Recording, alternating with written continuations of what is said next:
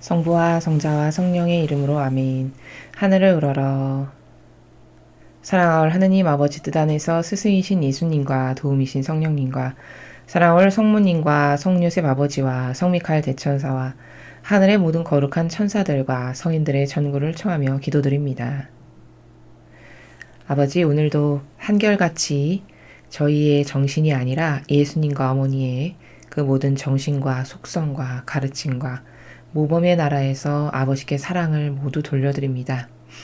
그리고 아버지가 그토록 갈망하시는 그 구원하기를 바라시는 전 세계의 모든 아버지께 속한 자녀들, 그리고 특히 이 대한민국에 살아가는 영혼들을 예수님과 어머니의 하나 되신 성심을 통해서 똑같은 갈망으로 아버지께 봉헌드립니다. 아버지, 세상은 아버지의 뜻으로 어서 빨리 다스려져야 합니다.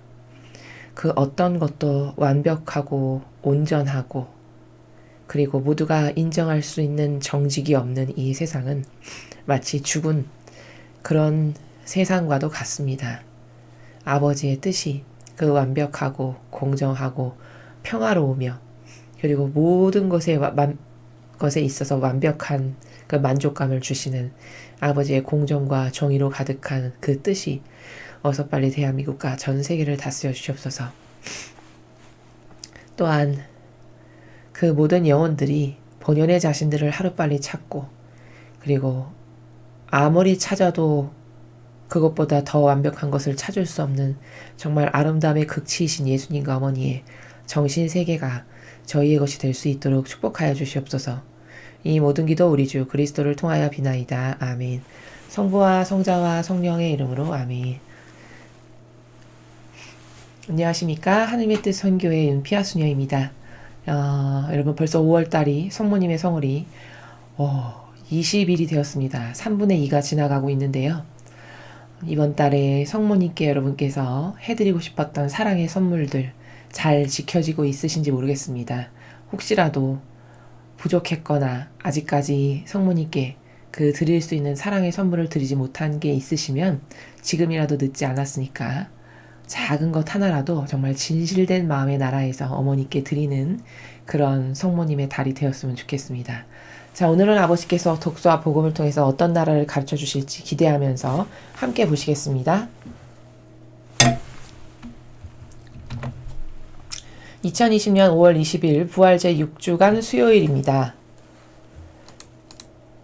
제1독서 사도행전 17장 15절, 22절에서 18장 1절까지 말씀입니다. 그 무렵 바오로를 안내하던 이들은 그를 아테네까지 인도하고 나서 자기에게 되도록 빨리 오라고 실라스와 티모테오에게 전하라는 그의 지시를 받고 돌아왔다. 바오로는 아레오파고스 가운데에 서서 말하였다. 아테네 시민 여러분, 내가 보기에 여러분은 모든 면에서 대단한 종교심을 가지고 있습니다. 내가 돌아다니며 여러분의 예배소들을 살펴보다가 알지 못하는 신에게 라고 새겨진 제단도 보았습니다. 여러분이 알지도 못하고 숭배하는 그 대상을 내가 여러분에게 선포하려고 합니다. 세상과 그 안에 있는 모든 것을 만드신 하느님은 하늘과 땅의 주님으로서 사람의 손으로 지은 신전에는 살지 않으십니다. 또 무엇이 부족하기라도 한 것처럼 사람들의 손으로 섬김을 받지도 않으십니다. 하느님은 오히려 모든 이에게 생명과 숨과 모든 것을 주시는 분이십니다. 그분께서는 또 한 사람에게서 온 인류를 만드시어 온 땅 위에 살게 하시고 일정한 절기와 거주지의 경계를 정하셨습니다. 이는 사람들이 하느님을 찾게 하려는 것입니다. 더듬거리다가 그분을 찾아낼 수도 있습니다. 사실 그분께서는 우리 각자에게서 멀리 떨어져 계시지 않습니다. 여러분의 시인 가운데 몇 사람이 우리도 그분의 자녀다 하고 말하였듯이 우리는 그분 안에서 살고 움직이며 존재합니다. 이처럼 우리는 하느님의 자녀이므로 인간의 예술과 상상으로 빚어 만든 금상이나 은상이나 석상을 신과 같다고 여겨선 안 됩니다. 하느님께서 무지의 시대에는 그냥 보아 넘겨주셨지만 이젠 어디에 있든 모두 회개해야 한다고 사람들에게 명령하십니다. 그분께서 주님이 정하신 한 사람을 통하여 세상을 의롭게 심판하실 날을 지정하셨기 때문입니다. 그리고 그분을 죽은 이들 가운데서 다시 살리시어 그것을 모든 사람에게 증명해 주셨습니다. 죽은 이들의 부활에 관하여 듣고서 어떤 이들은 비웃고 어떤 이들은 그 점에 관해선 다음에 다시 듣겠소 하고 말하였다. 이렇게 하여 바오로는 그들이 모인 곳에서 나왔다. 그때 몇몇 사람이 바오로 편에 가담하여 믿게 되었다. 그들 가운데는 아레오파고스 의회 의원인 디오니시오가 있고 다마리스라는 여자와 그 밖에 다른 사람들도 있었다. 그 뒤에 바오로는 아테네를 떠나 코린토로 갔다. 주님의 말씀입니다. 하나님 감사합니다.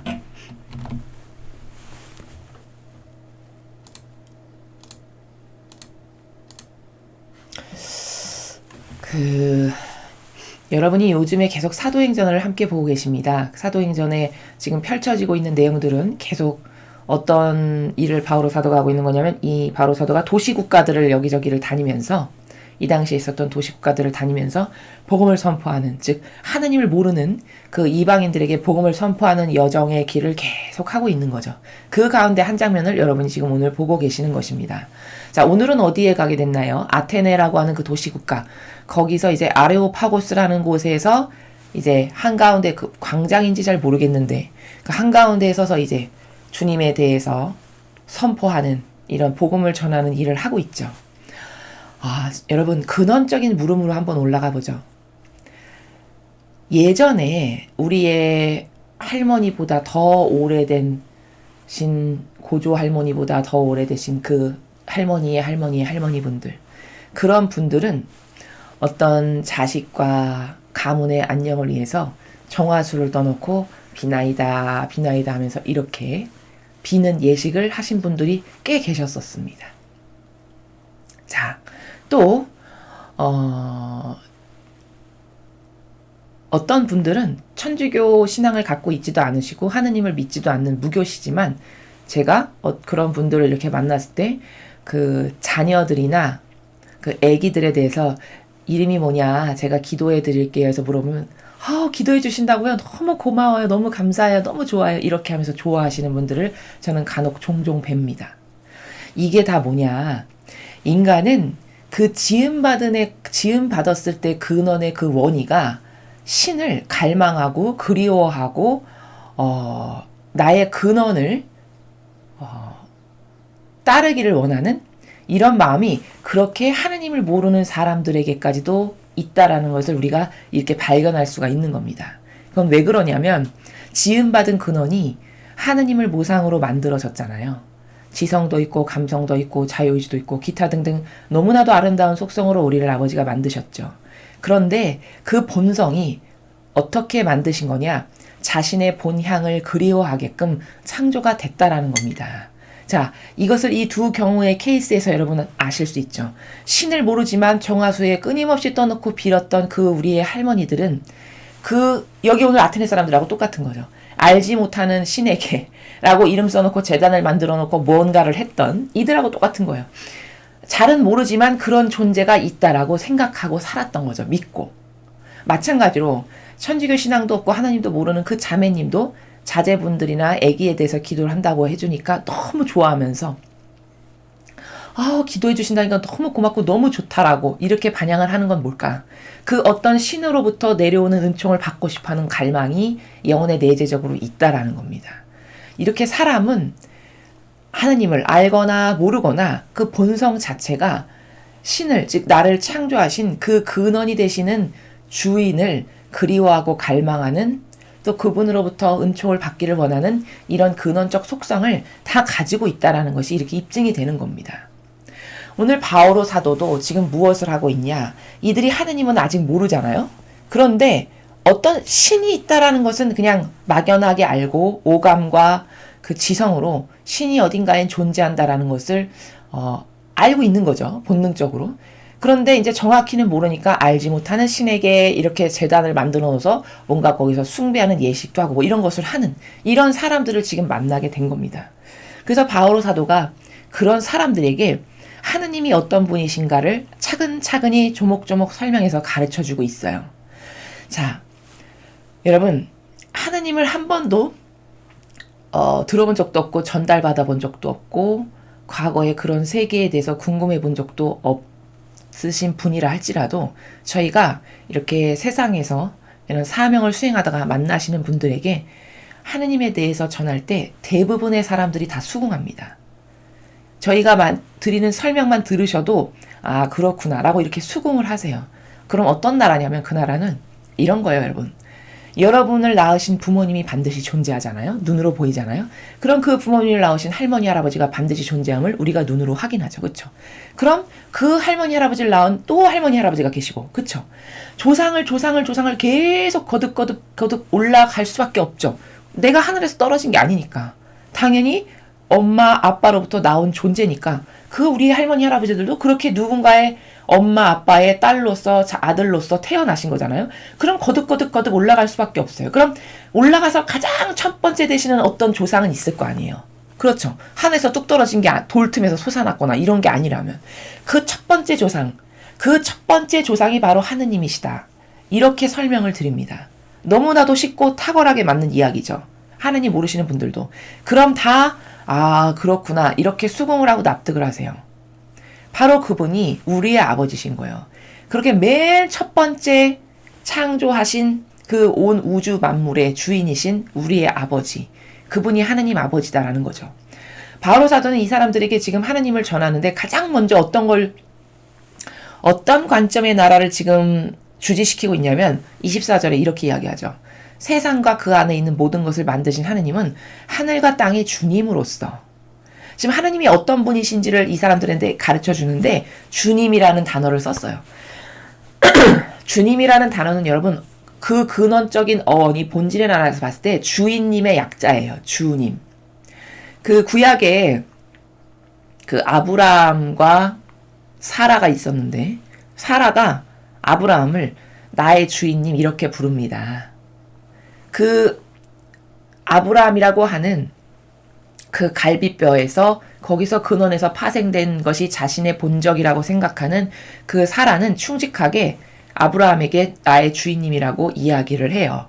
구약에 보면 실제로 나옵니다. 그 주인, 나의 내적이고 외적인 모든 것의 주인이신 주님, 그 주님이 하느님이시다라고 지금 첫 번째 개념을 가르쳐 주고 있어요. 그러면서 무엇라고 설명을 하고 있냐? 사람들의 손으로 섬김을 받지 않으신다. 즉 하느님은 모든 우주 만물의 다 주인이시고 그 모든 것이 그분의 소유 안에 있다. 그분이 만드신 거다. 그리고 모든 사람, 온 인류에 살아가고 있는 이 지구상에 살아가는 모든 사람의 생명과 숨을 불어넣어 주신 분이 바로 우리 아버지시다. 이렇게 근원을 먼저 따져서 거슬러 올라가서 그 근원부터 딱 가르쳐 주고 있죠. 당신이 찾는 그 신, 알지 못하지만 신이라는 것이 있다라고 생각해서 당신들이 이런 어떤 형식을, 제사 형식을 취하고 있는 바로 그 신. 그 신이 당신이 그렇게 원하는 신이 바로 하느님이신데 그분은 당신의 주인이시다. 주인님이시다. 그리고 그분은 온 우주 만물을 그분의 손으로 만드신 분으로서 모든 사람의 생명과 숨을 불어넣으신 분이 바로 하느님이시라는 분이시다. 이렇게 근원을 먼저 전하고 있죠. 자, 그리고 나서 이제 하느님에게서 계속 설명을 하고 있어요. 자, 그런데요, 여러분 26절을 보세요. 근데 하느님께서 한 사람에게서 온 인류를 만드시어 온 땅 위에 살게 하시고 아담과 하와를 이야기하시는 거죠. 그로부터 우리가 파생돼 나왔다라는 거예요.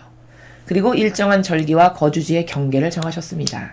자, 여러분 저기서 중요한 단어가 경계예요.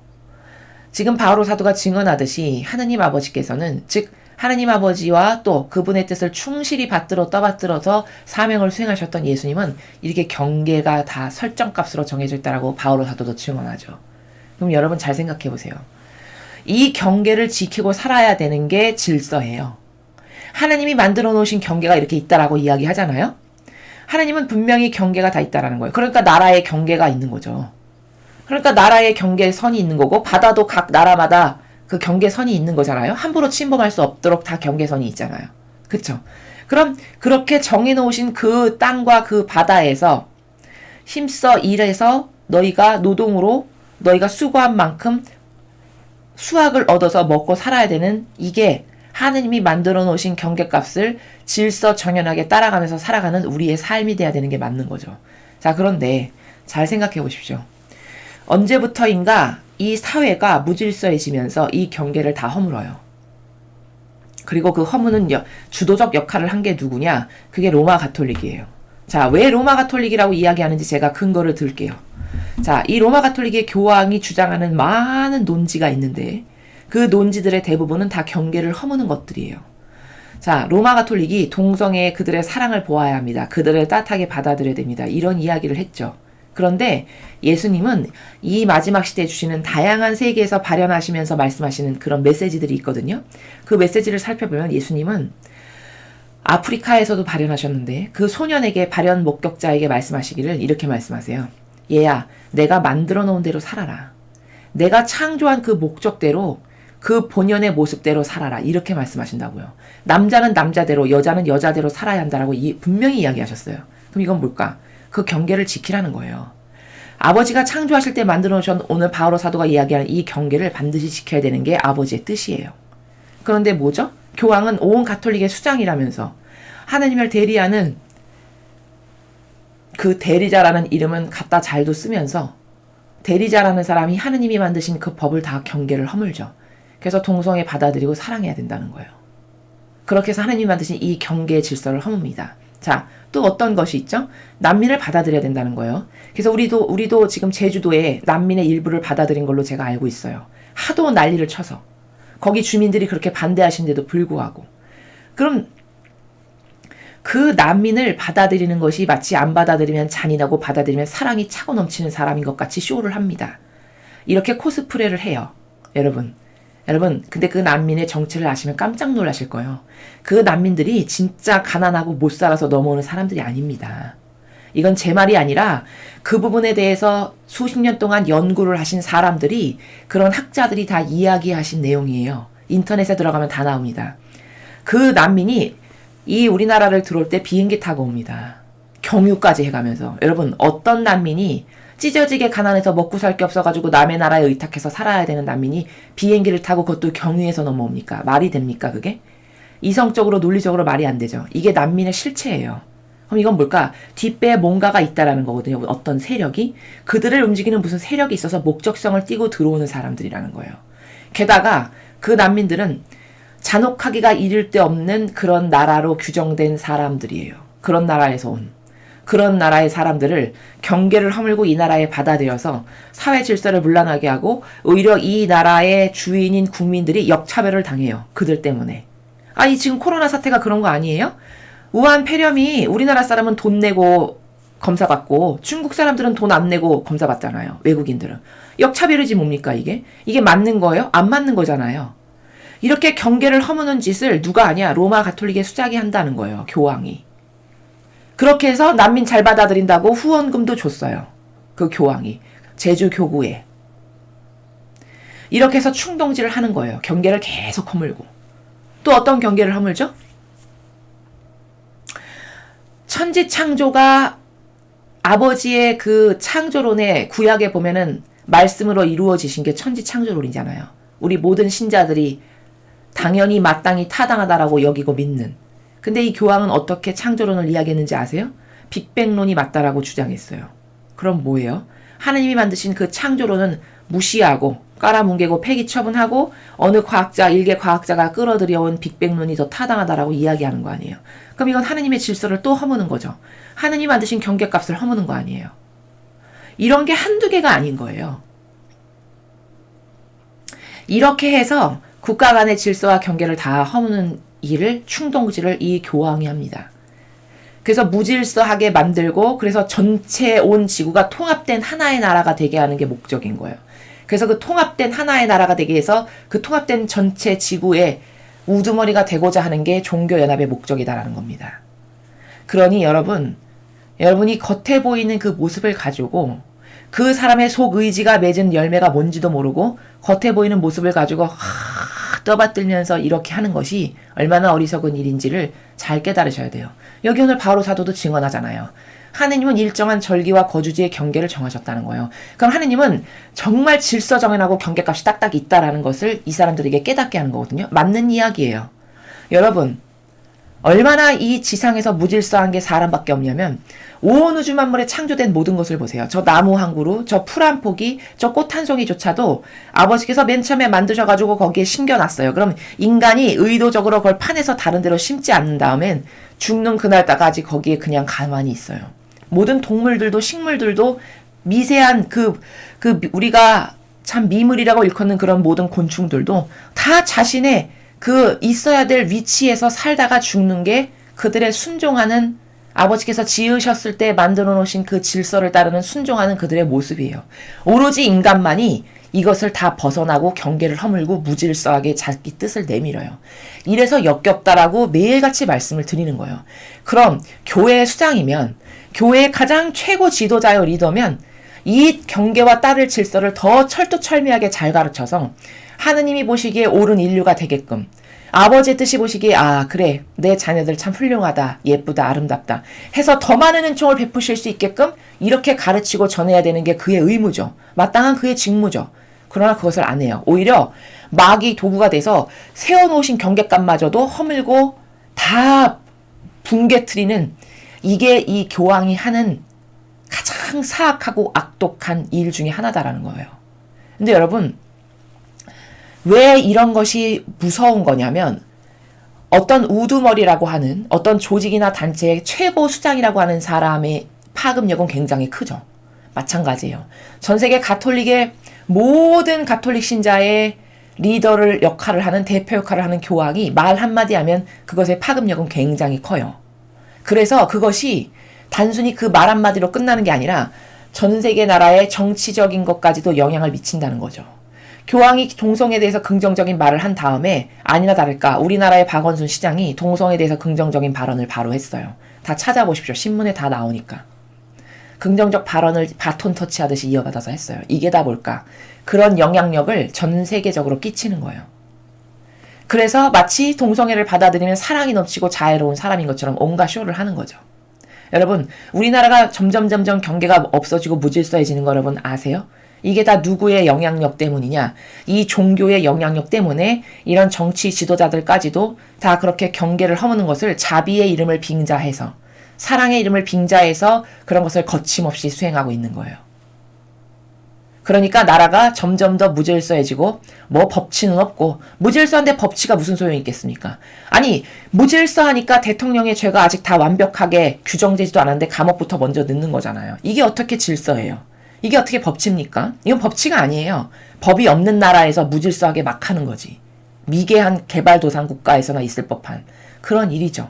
그런 일이 우리나라에서 버젓이 일어나고 있어요. 이 영향력을 과연 누가 끼치는가? 잘 보셔야 된다는 거예요. 객관성을 가지고. 이것 말고도 발언한 수많은 것들이 다 하느님의 뜻과는 대립되는 것들이에요. 이런 말을 하고도 버젓이 뻔뻔스럽게 그 자리를 지키고 있고 이런 말을 하는 교회 수장에게 신학 박사가 그렇게 많은데도 어느 사람 하나 이것은 성경의 근거에서 이렇게 잘못됐는데 당신은 그것을 무슨 근거에서 주장하느냐고 물어보는 사람 하나가 없어요. 신학 박사 하나가. 이게 참 창피한 일입니다. 가톨릭에 대한 인식이 굉장히 국민적으로 봤을 때 좋았는데 점점 허물어져 가고 있어요. 이 근래에 들어와서. 이런 악의 역할을 하니까 깨어나신 분들이 그리고 볼 수 있는 눈이 영안이 열리신 분들이 점점 실망하라고 떠나가는 거예요. 교회에서. 이래서 냉담자 천국이 된 겁니다. 유례 없는 퍼센테지로 81%에 육박하는 이 정도로 냉담자 천국이 된 거예요. 그분들이 느끼시기에도 잘 진리를 몰라도 이건 아닌데 이런 것을 느끼시는 거죠. 이거 뭐가 잘못됐는데 이런 것을 신자분들이 느끼시는 거예요. 그래서 하느님에 대해서 지금 쭉 바오로 사도가 이야기를 하는데 이 경계에 대해서 이야기를 하고 있죠. 그리고는 계속 하느님을 증언하고 있어요. 여러분은 하느님을 저기 멀리에 있는 어디 아련한 아스라에 있는 신처럼 여기지만 사실은 멀리 계시는 분 아니다. 아주 가까이 계신 분이다. 여러분이 그분을 만나려고만 하면 얼마든지 만날 수 있다. 이렇게 전하고 있죠.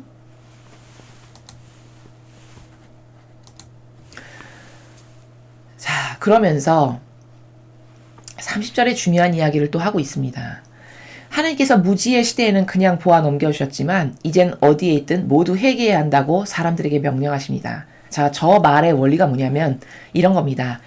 구약 시대에는 할례만 받아도 구원받을 수 있었어요. 그 시대적 한계성 때문에 하느님께서 설정값을 그렇게 주신 거예요. 신약 시대가 도래했잖아요. 구약보다 훨씬 발전된 시대죠. 왜? 예수님이 오셔서 다 가르쳐 주셨으니까. 아버지가 어떤 분이시고 하늘나라는 이런 데고 신적 질서라는 게 어떤 거고 수많은 진리의 다양한 나라를 다 가르쳐 주셨어요. 그런 과거에 그 무지했던 시대에서는 벗어난 거잖아요. 그럼 이제 이때는 할례 받는 것만으로는 구원받을 수가 없어요. 왜? 세상에 뿌려진 은총이 너무 많아요. 그러기에는. 그러니까 더 허들을 높이 세우셔야 되겠죠. 그래서 신약 시대에 와서는 하느님을 믿어야만, 예수님을 믿어야만 구원받을 수 있는. 과거에 그냥 할례만 받았으면 구원받을 수 있다면 이제 예수 그리스도를 믿고 사실적으로 바로 사도도 얘기하잖아요. 마음으로 믿고 입으로 고백하면 구원을 받습니다. 하느님을 믿으면 그러면은 구원받을 수 있는 시대가 되었어요. 그럼 지금은 이제 신약 시대도 지났잖아요. 그쵸? 2000년이 지났으니까. 지금은 이제 새 시대로 도입하는 성화의 시대라고 하는 새 시대에 도입하는 과도기적인 마지막 시대예요. 그럼 이때는 뭘까? 더 허들이 더 높아지겠죠. 그래서 지금은 뭘까?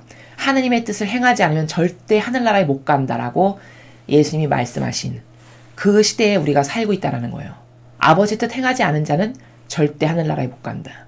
사랑으로 용해돼서 하나 되지, 거룩한 사랑으로 용해돼서 하나 되지 않은 사람은 하늘나라에 못 간다. 이게 지금의 시대란 말이에요. 이렇게 허들이 점점 높아지고 있죠. 왜? 부어진 은총이 너무 많으니까 당연히 많이 받았으면 당연히 허들이 높아야 되겠죠. 그것과 같은 관점이에요.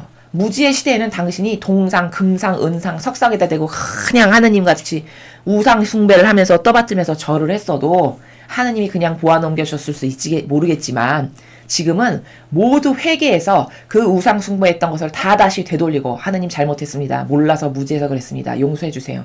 이제 하느님의 뜻, 진리, 오로지 아버지의 뜻에만 저는 그것만을 믿고 따르겠습니다. 이렇게 회개해서 달라지지 않으면 안 된다라고 지금 30절에서 이야기하는 거죠. 이렇게 시대적 발전에 따라서 영성도 고도화되고 발전이 되어 가고 있는 이런 시대에 살아가고 있다는 거예요. 그럼 여러분, 여기 분명히 바오로 사도가 이제는 회개해서 달라지지 않으면 안 된다라고 이야기하는 거잖아요. 그럼 여러분, 지금 이 시대는 아버지 뜻 행하지 않으면 절대 하늘나라에 못 가는 그런 시대가 되었어요. 그럼 이 교회가 아버지 뜻을 행합니까? 아니면 오히려 행하려고 열심히 다가온 신자마저도 내쫓나요? 이 이상한 제도와 전통을 강요해서. 후자죠, 후자.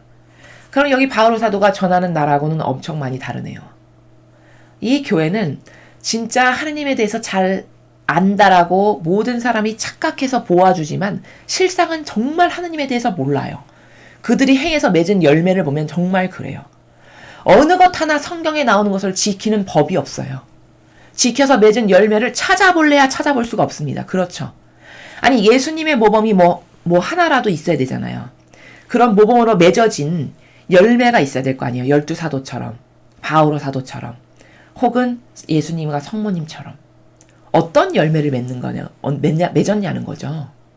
지금 제가 말씀드렸듯이 오히려 가장 온 가톨릭 전체를 대표한다는 수장조차도 열매를 맺기는커녕 정반대적인 악의 이상한 논리체계를 신자들에게 거침없이 이야기해가지고 그걸 들은 신자들이 정신이 오히려 이상해지고 있어요.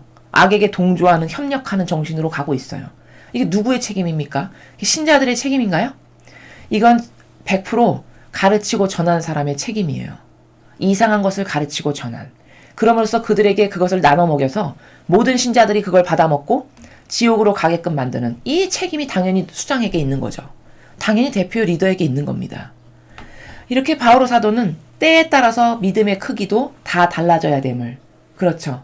신앙의 순도가 달라져야 됨을 증언하고 있는 거예요.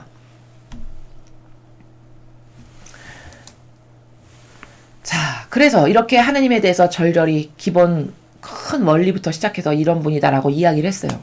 그런데 여기 이 아테네 이 도시국가에 살아가던 사람들이 다 듣고 나더니 그 중에 어떤 사람들은 비웃고 어떤 사람들은 그 점에 관해선 다음에 듣겠소. 어떤 점? 부활에 관한 이야기를 딱 하이라이트죠.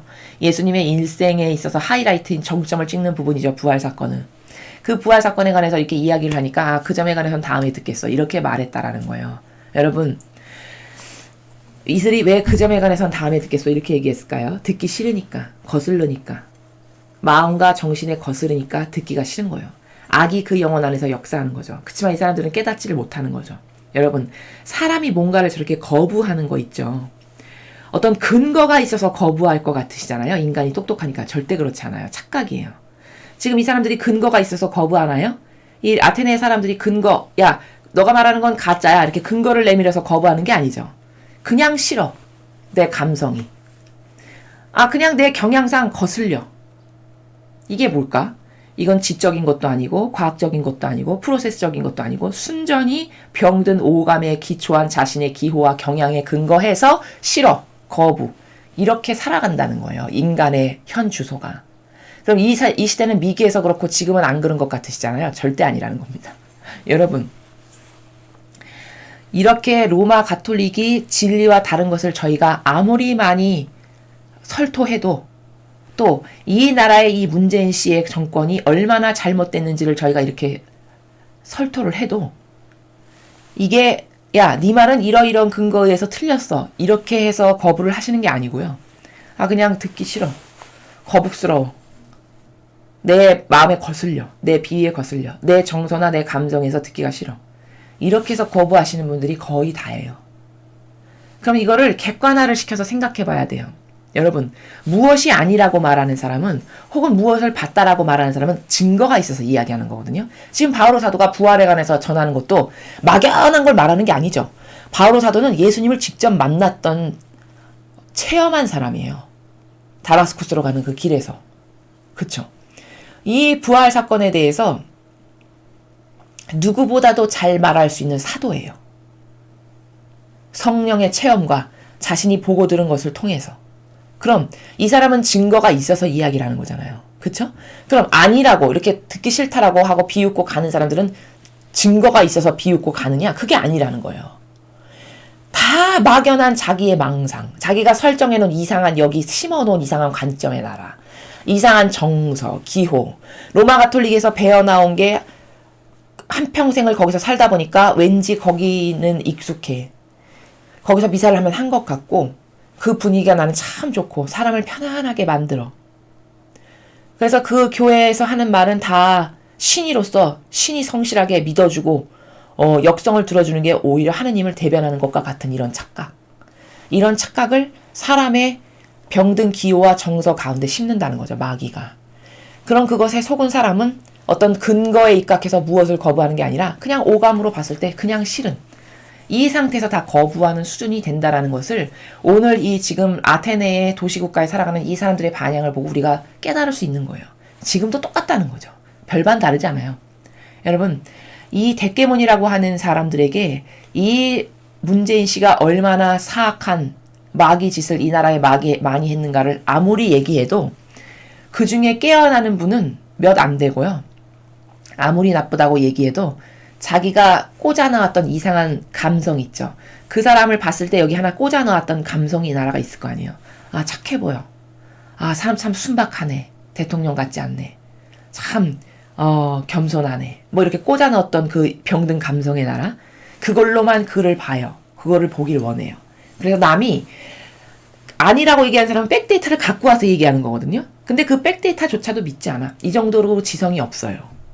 이 정도로 분별이 없습니다. 지금 현대를 살아가는 사람들이 굉장히 똑똑할 것 같지만 큰 착각이에요. 이게 인간이라고 할 수 있는 건가? 지성을 가지고 있는.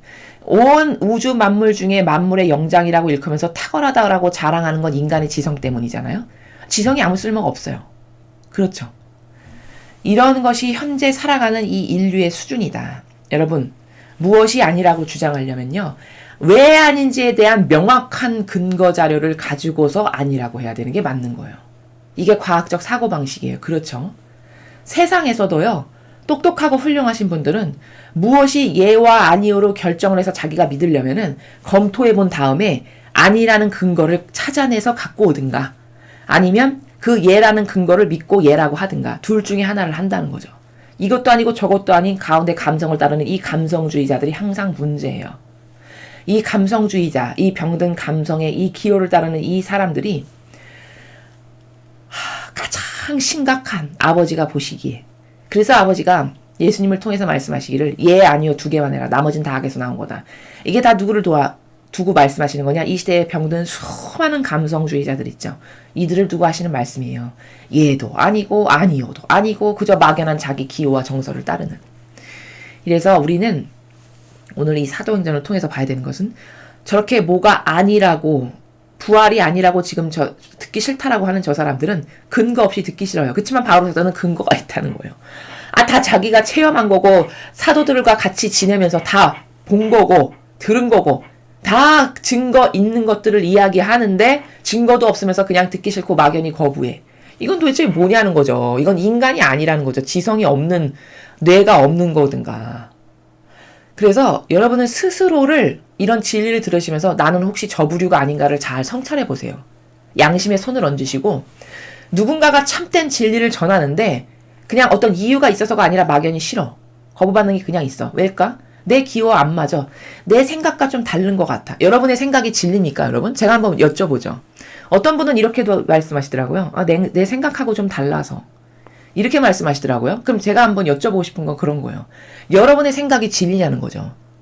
여러분의 생각이 진리의 근거에서 무엇을 생각하고 분별하고 판단하시나요?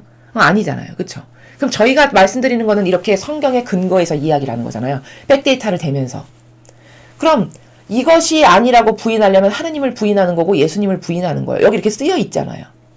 그렇죠? 근데 또 자기는 천주교 신자래. 이게 왜 아이러니한 사실입니까?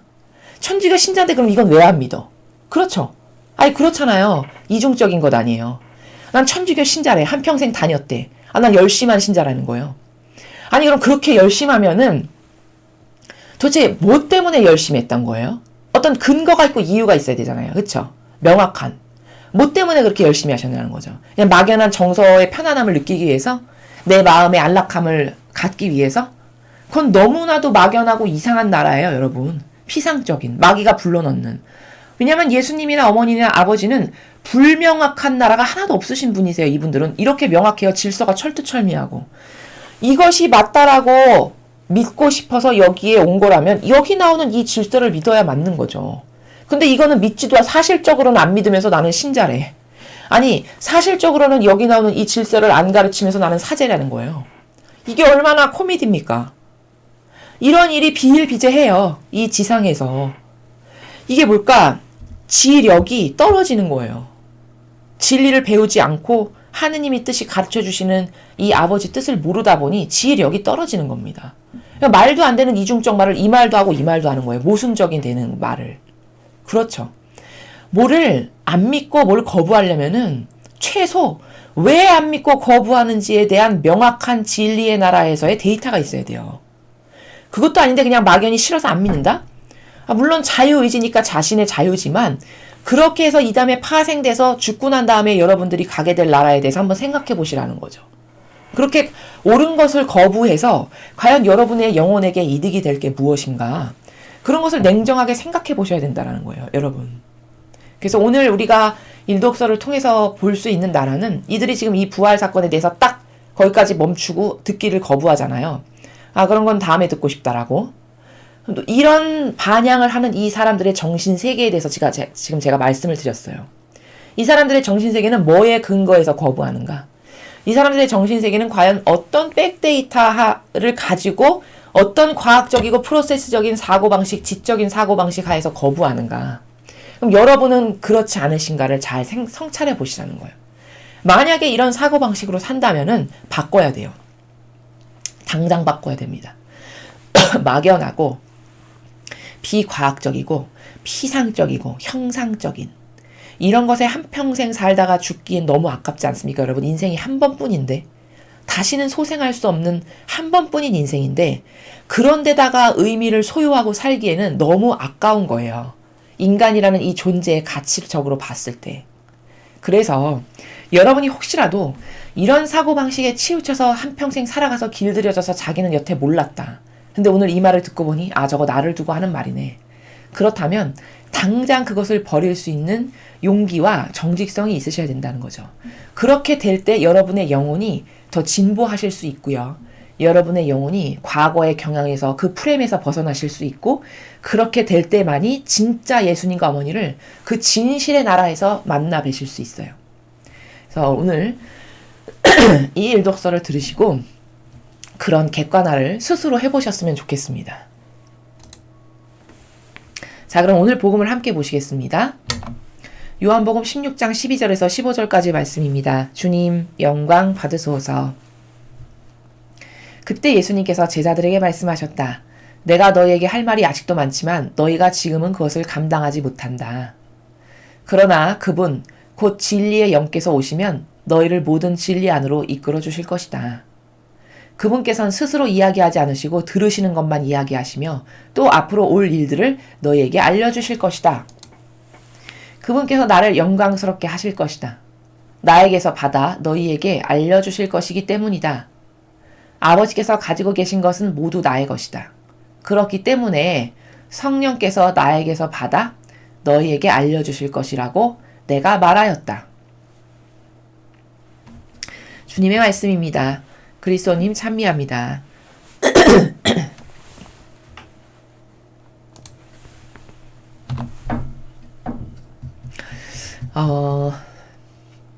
여러분, 제가 앞에 1독서에서 질서에 대해서, 신적 질서에 대해서 잠깐 언급을 해드렸는데요. 지금 오늘 요한복음을 보시면 여기 철두철미한 성부, 아버지와 성자이신 예수님과 성령 하느님의 신적 질서의 투철한 경계를 여러분이 보실 수 있어요. 그것을 보시면 얼마나 인간이 무질서한지를 역으로 반성하게 됩니다. 이게 오늘의 핵심이에요.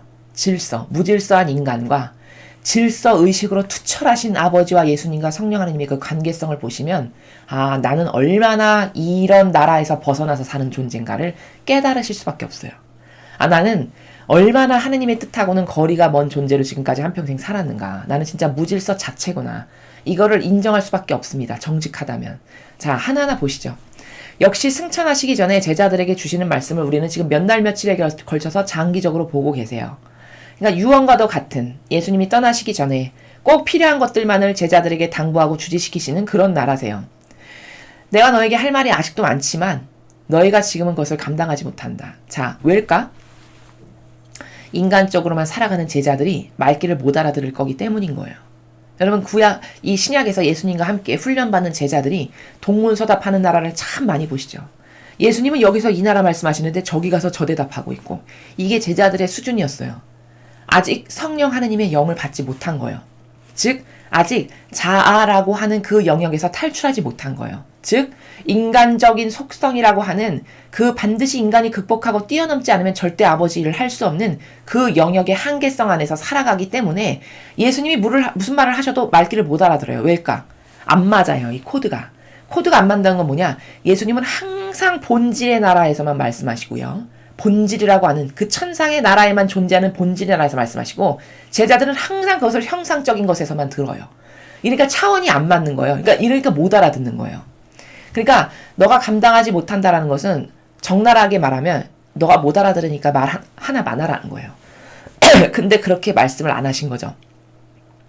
할 말이 참 많지만 너한테 당부해야 될 거, 주지시켜야 될 거, 가르쳐줘야 될 거 아직도 진짜 많은데 너희가 지금은 그걸 감당 못해. 왜? 그 인간적인 나라 안에서, 자아 안에서 살면서 들어봤자 무슨 말인지도 못 알아들 거고, 한기로 들어갔다 한기로 나갈 게 뻔한 이런 수준이므로 감당을 네가 못한다라고 이렇게 이야기를 하세요. 그러나 그분 곧 진리의 영께서 오시면 널 모든 진리 안으로 이끌어 주실 것이다. 진리의 영, 누구를 말씀하시는 거예요? 성령 하느님의 영을 말씀하시는 거예요. 예수님이 어제 복음에서도 말씀하셨죠. 얘야, 내가 아버지께로 이제 나는 간다. 너희는 나이를 못 봐서 서운하겠지만 내가 아버지께 가는 게 훨씬 이익이야. 왠 줄 아니? 내가 가면은 이제 성령 하느님을 내가 보내드릴 거거든. 그럼 너희가 그 성령 하느님의 영을 받아서 이제 아버지의 일을 더 잘 할 수 있게 될 것이니까 너에게 이득이지. 이렇게 이야기를 하셨단 말이에요. 그때 거기서도 진리의 영이라고 표현하셨어요. 즉, 성령 하느님의 영이 오시면 진리를 깨닫게 되는구나. 답이 나오는 거예요. 그쵸? 진리의 영이라고 하셨으니까.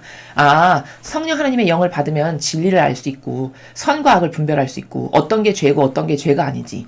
기타 등등 이런 나라를 다 알 수 있게 해주시는 그분은 진리의 영이시구나. 성령 하느님이 하시는 일이 진리를 깨닫게 하시는 거구나. 이게 진리의 영께서라고 말씀하신 이 나라 안에 포함되어 있는 포괄적 나라예요. 그 영이 오시면은 너희를 모든 진리 안으로 이끌어 주실 것이다. 이제 제자들에게 오순절 다락방 사건 아시죠? 그 불꽃의 모양으로 혀의 모양으로 제자들에게 성령 하느님이 내려오셨잖아요. 영께서. 받으니까 제자들이 어떻게 됐죠? 막 다른 나라 말로 막 블라블라 막 이야기하고, 그렇게 무식했던 베드로 사도가 막 여기저기 가서 막 복음을 선포하고, 막 3,000명, 5,000명씩 세례 주고, 막 안진뱅이 일으키고, 이런 말도 못할 일들이 막 일어나죠. 그렇게 하느님의 일을 하려면 성령 하느님의 영을 받아야만 가능하다라는 거예요. 그 영이 너희에게 오시면 너희를 다 진리 안으로 이끌어 주실 거다. 참된 진실과 사실만을 네가 말하게 될 거고, 참된 진실과 사실을 바라보게 하실 거고, 그 참된 진실과 사실로 아버지 뜻을 너가 전할 수 있게 하고, 이렇게 진리 안으로 너희를 다 이끌어 주시게 될 거다. 이렇게 말씀하시죠. 그분께서는 스스로 이야기하지 않으시고 들으시는 것만 이야기하시며, 또 앞으로 올 일들을 너희에게 알려주실 것이다. 자, 키포인트. 들으시는 것만 이야기하시며 이렇게 말씀하셨어요. 자, 그러면 여기서 질서가 딱 나와요. 벌써. 아, 성령 하느님은 마음대로 하시는 게 하나도 없으신 분이시구나. 성령 하느님은 예수님이 무엇을 말씀하시면 그것을 듣고 그 들으신 것만 우리 영혼 안에서 말씀하시고 깨닫게 하시는 이런 영이시구나. 이것을 발견하실 수 있죠. 또 예수님은 어떤 정도로 질서의식이 투철하고 충직하셨죠? 아버지에게서 보고 들은 것만 말한다. 이렇게 말씀하셨죠. 그럼 서열이 딱 나오네요. 그쵸? 질서가. 아버지가 계시고, 아버지가 말씀하시고 가르치고 전달하길 원하시는 것만 받아서 예수님은 전하셨어요. 이 지상에서 한평생 사명을 수행하시는 동안. 제자들에게도 그랬고, 군중들에게도 그랬고, 다가오는 모든 사람들에게 난 아버지의 뜻만 행한다. 오죽하면 어느 정도로 퍼펙트했냐면, 선하신 스승님 이렇게 하니까 너 왜 나 선하다고 하냐? 선하신 분은 아버지 한 분뿐이셔. 이 정도로 자신이 인성을 입고 있다라고 하는 그 작은 부분까지도 이것 때문에 죄악의 작은, 인간의 이 육이 죄악이잖아요. 그 육이라고 하는 죄악의 작은 부분까지도 철저하게 거부하시기를, 나는 이런 인성의 껍데기를 쓰고 있으니까 절대 선하지 않아. 선하신 분은 아버지 한 분뿐이셔. 그리고 나는 그분에게서만 보고 들은 것만을 전하거든. 이렇게 이야기하시잖아요. 그 정도로 질서의식이 투철하셨어요. 그리고 또 성령 하나님은 이 예수님이 말씀하시는 것만, 그분이 전하기를 원하시는 것만 들으시고 이야기하시는, 아, 이런 메커니즘이구나. 이 정도로 위계 질서와 서열이 딱 있으신 거구나. 질서가 투철하신 거예요. 질서가. 그래서 뛰어넘는, 능가하는 것을 절대 안 하시죠. 아, 예수님을 보세요. 아버지를 능가하시는 것을 단 한 번도 하신 적이 있나? 절대 없으세요. 성령 하나님도 마찬가지신 거예요. 들으시는 것만 이야기하신다고 하잖아요. 스스로 이야기하지 않으신다라고 하시잖아요. 아, 영이신데, 신성의 영이신데 스스로 이야기 안 하신대요. 그리고 들으시는 것만 이야기하신다는 거예요. 이 정도로 철두철미한 거예요. 질서 체계가.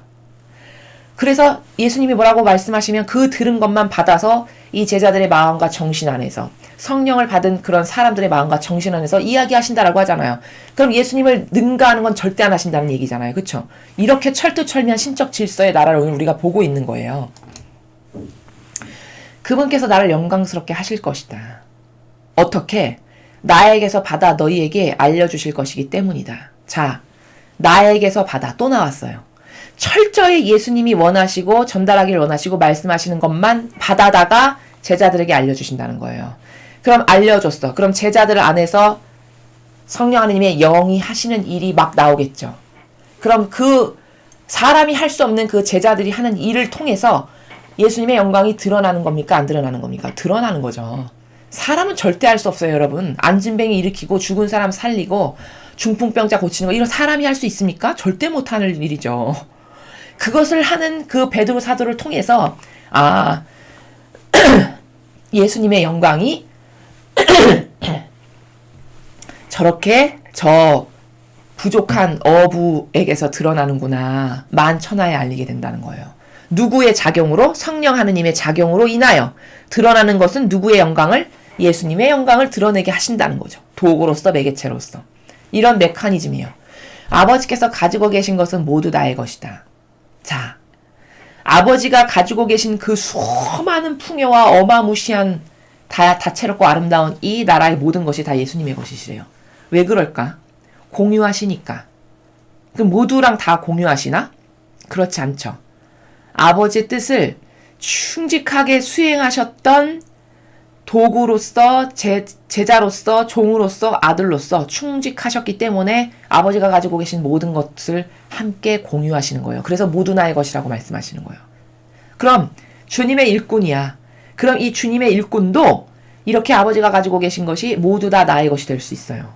그 바쳐진, 산재물로서 바쳐짐과 동시에 아버지께서는 그 은총을 주신다는 거예요. 하느님의 일을 하기로 서언을 했고 약속을 했으니까. 문제는 뭐냐? 여기서 어떤 문제가 발생하는 거냐? 이렇게 예수님처럼 다 나의 것으로 쓸 수 있어요. 근데 딱 하나까지 조건이 있어요. 뭐냐? 자기를 위해서는 아무것도 안 써야 돼요. 오로지 아버지 곳간에 무엇이든지 다 뽑아다가 써도 되는데 오로지 자신을 위한 것은 완전히 배제시키고 그게 다 이웃을 위해서 그리고 하느님의 영광을 드러내기 위해서 그런 목적성만을 가지고 써야 되는 게 아버지 창고의 곳간의 문을 열고 마음껏 쓸 수 있는 우리가 가진 제약 조건의 하나예요. 딱 하나의 제약 조건이 바로 그거예요. 예수님 그렇게 하셨죠. 철저히 그렇게 하셨어요. 절대 자신을 위해서는 눈꼽만큼 먼지 털끝 하나도 자신을 위해서 하신 게 아무것도 없단 말이에요. 사명을 행하시는 내내 한평생. 이러니까 당연히 예수님이 뭐 말만 하시면 말씀만 하시면 다 이루어질 수밖에 없어요. 아버지의 것을 다 공유하기에 참으로 합당해요. 타당하고. 이러니까 나아라 하면 낫고, 그쵸? 열려라 하면 열리고, 뭐 일어나라 그러면 일어나고.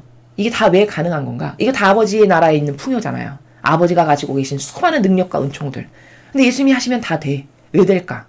그분은 정말 아버지와 완전히 하나 된 용해된 자체이기 때문에 그것을 가져다 쓰시는 데 있어서 부작용이 있거나 애로사항이 있질 않아요. 왜? 자기를 위해서는 절대 쓰지 않으시니까. 근데 하느님의 일꾼이라고 불림받아가지고 서원까지 했는데 왔는데 로마 가톨릭에 나아라 그러면 안 나죠. 일어나라 그러면 안 일어나죠. 그 왜 그럴까요? 뭔가 거기는 걸끄러운 장애가 있는 거예요. 자신을 위한 사욕과 욕망이 배제되지 않았기 때문에 곳간의 것을 갖다가 마음대로 쓸 수가 아버지의 영광이 드러날 수가 없는 거죠. 이게 원리입니다. 여기 아버지께서 가지고 계신 것은 모두 나의 것이다. 하느님의 일꾼도 얼마든지 가능해요. 베드로 사도를 보세요. 그 부족한 어부가 다 사람 낫게 하고 죽은 사람 살리고 막 중풍병자 일어나게 하잖아요. 그 신이었나요? 아니 부족한 사도였어요. 얼마나 부족했나요? 예수님을 3번이나 모른다고 배신했고요. 예수님 돌아가신 다음에 고기 잡으러 가야 되겠다고 일터로 돌아갔던 이런 부족한 사람이었어요. 게다가 예수님 모른다라고 3번이나 부인했지. 또 너무나도 부족한 것이 한두 개가 아닌 이렇게 많은 것을 갖고 있었던 베드로 사도가 말하니까 말하는 족족 다 이루어지죠. 그게 뭘까? 하느님의 곳간에 있는 창고에 있는 모든 것을 갖다 쓸 수 있는 능력을 주신다는 거예요. 근데 단 제약 조건이 자기를 위해서는 절대 아무것도 하지 말아야 된다는 거죠. 그렇기 때문에 성령께서 나에게서 받아 너희에게 알려주실 것이라고 내가 말하였다. 자, 아버지가 가지고 계신 모든 건 다 나의 거야. 즉 공유하는 거란다. 그렇기 때문에 성령께서 나에게서 받아 너에게 알려주실 것이라고 내가 말하였다. 그 아버지 곳간에 있는 모든 것이 내가 자유롭게 멋대로가 아니지. 마음대로 가져다가 쓸 수 있게끔 아버지가 허락하신 거야. 내가 아버지랑 완전히 한 뜻이고 용해됐기 때문에. 그래서 나는 거기 곳간에서 가져온 것을 성령 하느님께 전달해드려. 이런 것을 내 제자들에게 가르쳐주세요. 이런 은총을 전달해주세요. 그러면 성령 하느님께서는 나에게서 그것을 받으셔가지고 너희에게 알려주실 거야. 이렇게 질서가 투철한 거예요. 경계값이 완전히 확연하게 투철한 거죠. 여러분 잘 생각해 보세요. 신이신데도 불구하고 이렇게 철저했어요. 질서의식이. 이게 바로 신적 질서의 나라가 이런 거거든요. 이 정도로 질서의식이 투철하고 철저하셨어요. 자, 그러면 로마 가톨릭을 볼까요? 여러분 이런 신적 질서의 의식이 있나요? 이 로마 가톨릭에? 이런 신적 질서가 있다면은 절대로 예수님을 능가하는 것을 하면 안 돼요. 이 로마 가톨릭은. 절대로 성령 하느님께서 하신 것 이상을 능가해서 하면 절대 안 돼요. 절대로 아버지께서 세워놓으신 설정값을 자기 멋대로 경계를 허물면서 변경시키면 절대 안 돼요. 그게 뭘까? 이렇게 예수님은 철저하게 아버지 뜻 아닌 것은 자기 뜻으로는 아무것도 안 할 만큼 이 질서의식이 투철하셨어요. 심지어 성령 하느님마저도 예수님께서 받아가지고 전달하신다고 할 만큼이에요.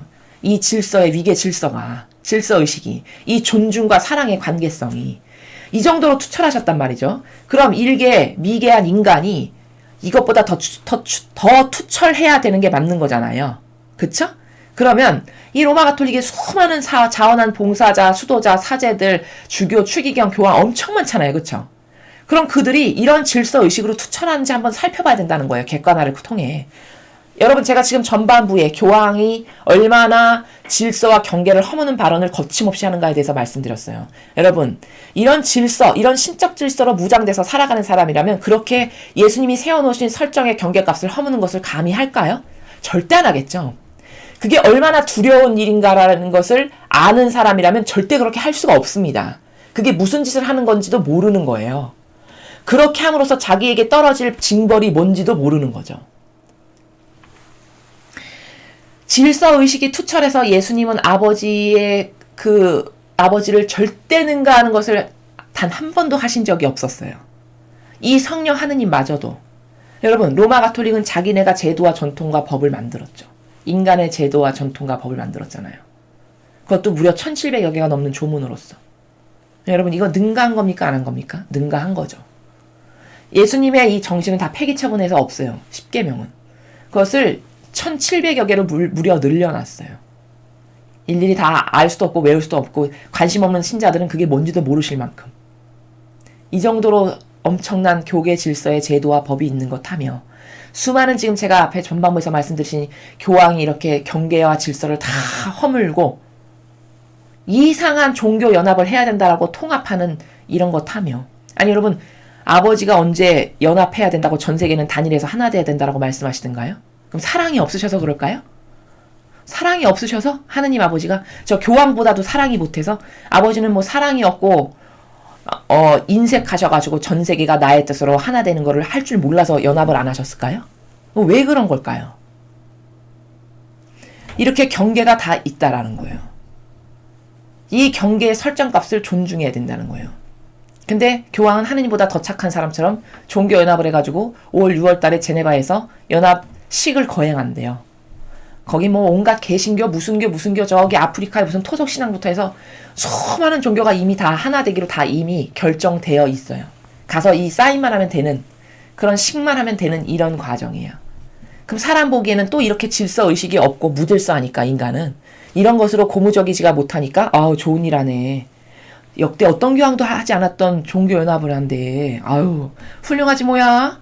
사랑이 많아가지고 그냥 하느님 뜻으로 그냥 진리로 다 하나 되자고 끌어안고 포용하는 거지 뭐야 이렇게 생각하신다고요.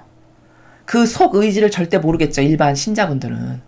그들이 진리로 하나 되는 게 아니에요. 여러분. 절대 착각하시면 안 됩니다. 너희 거 다 버려. 우리 진리로 하나 되자. 요렇게 해서 그 의지로 하나 되는 게 아니라고요. 네 종교도 갖고 와. 네 것도 갖고 와. 네 것도 그래. 네 것도 받아줄게. 다 갖고 와. 이렇게 해서 모든 종교에는 다 조금씩 진리가 있으니까 우리 하나 됩시다. 좋은 게 좋은 거지. 이렇게 해서 하나 되는 거예요. 그리고 그 윗대가리 가장 높은 곳에는 자기가 앉기를 바라는. 이게 종교연합의 실체라니까요. 왜 할까? 그런 것을 왜 할까요? 자기가 그 모든 것을 통합하는 다음 그 가장 높은 곳에 앉아서 다스리기를 바라는 거죠. 이 검은 속내를 볼 수 있는 사람이 잘 없습니다. 관심도 없거니와 진리를 가르치질 않아가지고 신자분들이 진리가 뭔지를 모르시다 보니까 그 어두운 속내 속의지를 볼 수가 없는 거죠. 그렇지만 여기 오늘 아버지는 이 정도로 질서가 정연하시고 칼날같이 이 질서가 아름답잖아요. 이렇게 세 분이 위계 질서가 투철한데도 한 뜻이세요. 동시에. 그리고 완전히 용해된 한 뜻으로 하나 되신. 그런데 이 질서는 철저히 지켜드리는 이런 관계성 가운데 있는 게 삼위일체예요, 여러분. 이게 얼마나 아름답습니까? 서로 존중하시면서 뜻은 완전히 하나인. 그 경계값은 철저히 지켜드리는 가운데 한 뜻으로 완전히 하나 된. 이게 삼위일체의 핵심이에요, 정수고. 얼마나 아름다워요. 여러분 세상에 이런 공동체 보셨어요? 위계 질서와 의식이 투철한데 서로 그토록 존중하는데 한 뜻으로 완전히 하나인 이런 공동체나 이런 가정이나 이런 국가 없잖아요. 이러니까 매일 다투고 싸우고 거긴 평화가 없고 무질서로 난무하는 거예요. 이래서 오늘 우리는 이 복음을 통해서 이 정도로 신적 질서는 엄밀하게 경계가 다 있는 거구나. 이 경계를 누가 허무냐? 인간이 허무는 거예요. 오로지 전 인류에서 아버지가 만드신 피조물 중에서 유일하게 인간만 무질서하다니까요. 인간만 무질서예요. 끊임없이 아버지께 자기 뜻으로 무엇을 요구하고 대듭니다. 이 자아라고 하고 인간적이라고 하는 것으로. 그런 것은 인간밖에 없어요. 그리고 자기가 왕이 되기를 그토록 좋아해. 그러니까 사욕과 욕망으로 그 제도와 전통을 만들어서 시스템을 시켜서 그 시스템 안에서 온전하게 순종하지 않는 사람들은 다 이제 앞으로 불이익을 당하게 하는 이런 일도 앞으로 올 거예요. 이게 앞으로 벌어질 모든 일들을 여러분이 얼마나 인식하고 계시는지 모르겠지만 이런 것은 다 계시록에 보면 다 나와 있는 사실들입니다.